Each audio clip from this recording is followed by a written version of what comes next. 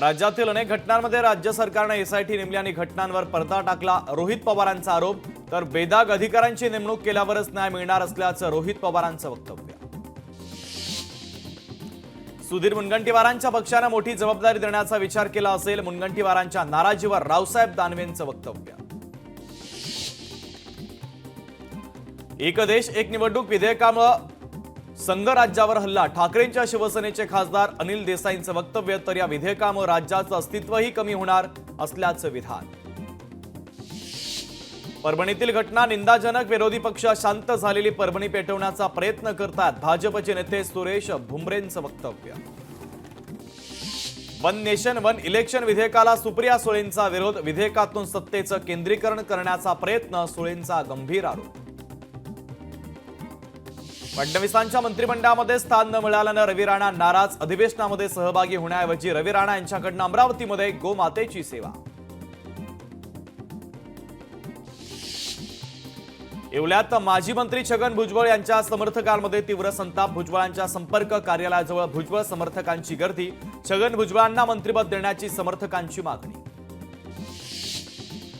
नागपूर विमानतळावर सुषमा अंधारे यांना अज्ञाताकडून धमकी, नीट राहायचं असं म्हणत सुषमा अंधारे यांना धमकी, नागपूर विमानतळाचं सीसीटीव्ही तपासा, सुषमा अंधारेंची मागणी। रणजितसिंह मोहिते पाटलांची विधान परिषद आमदारकी धोक्यात, रणजितसिंह मोहिते पाटील यांना भाजपकडून कारणे दाखवा नोटीस, लोकसभा आणि विधानसभा निवडणुकीमध्ये पक्षविरोधी काम केल्याचा ठपका। विधान परिषदेच्या सभापती पदाची निवडणूक 19 डिसेंबरला होणार, सभापती पदासंदर्भात विधान परिषदेत घोषणा, 18 डिसेंबरला दुपारी 12 वाजेपर्यंत उमेदवारी अर्ज भरण्याची मुदत। नरेंद्र मोदी राजस्थानच्या दौऱ्यावर, भाजपच्या राजस्थान सरकारला आज 1 वर्ष पूर्ण, उत्कर्ष रॅलीमध्ये मोदींची हजेरी। नागपूरमध्ये उद्धव ठाकरेंनी घेतली मुख्यमंत्री फडणवीसांची भेट, दोघांमध्ये जवळपास 10 ते 15 मिनिटं चर्चा, उद्धव ठाकरेंसोबत आदित्य ठाकरे, वरुण सरदेसाई, अनिल परब यांची देखील उपस्थिती।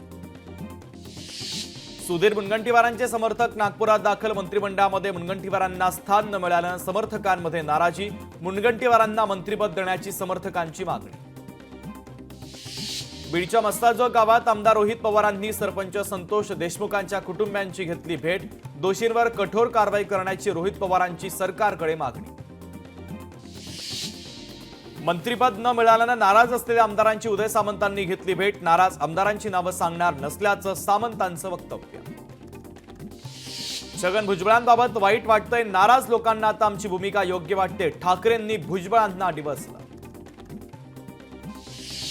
विजयाच्या फटाक्यांपेक्षा नाराजीचे फटाके अधिक फुटले, महायुतीमधील नाराज आमदारांवरून उद्धव ठाकरेंची टीका। निकषांच्या नावाखाली आवडती नावडती बहीण नको, लाडकी बहीण योजनेच्या निकषांवरून ठाकरेंचा टोला।